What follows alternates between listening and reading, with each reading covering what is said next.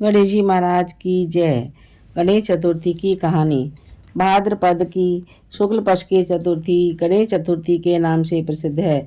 इस दिन प्रातःकाल स्नान आदि करके गणेश जी की मूर्ति ला करके उसकी पूजा करनी चाहिए। पूजन के बाद 21 मोदक का भोग लगाते हैं तथा हरे दूर्वा के 21 अंकुर लेकर 10 नामों पर चढ़ाने चाहिए।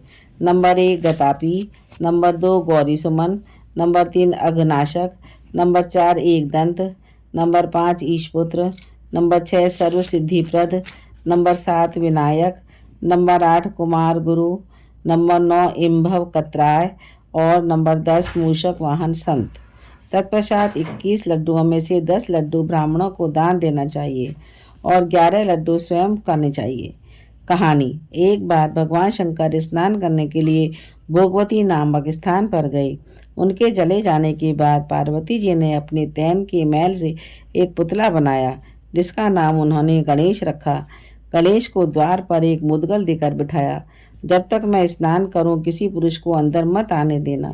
गणेश जी ने उनकी आज्ञा का पालन किया। भोगवती पर स्नान करने के बाद जब भगवान शंकर आए तो गणेश जी ने उन्हें द्वार पर रोक दिया। क्रोधित होकर भगवान शंकर ने उनका सिर धड़ से अलग कर दिया और अंदर चले गए। उनको पता नहीं था कि यह पार्वती जी ने अपने मैल से बनाकर द्वार पर रखा है। पार्वती जी ने समझा कि भोजन में विलंब होने के कारण शंकर जी नाराज हैं। उन्होंने फौरन 2 थालियों में भोजन परोसकर शंकर जी को भोजन करने को बुलाया।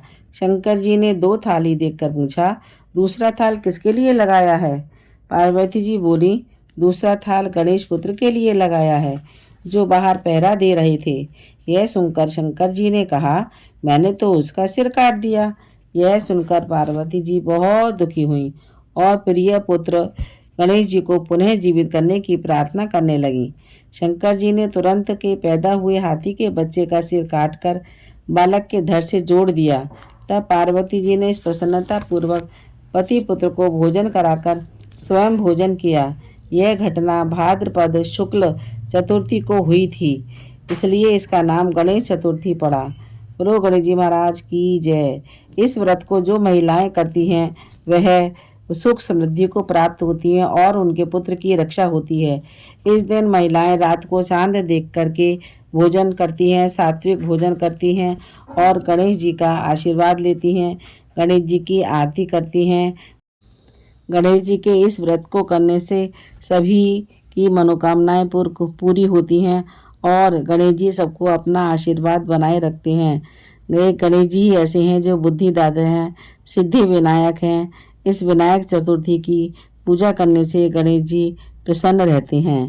बोलो गणेश जी महाराज की जय।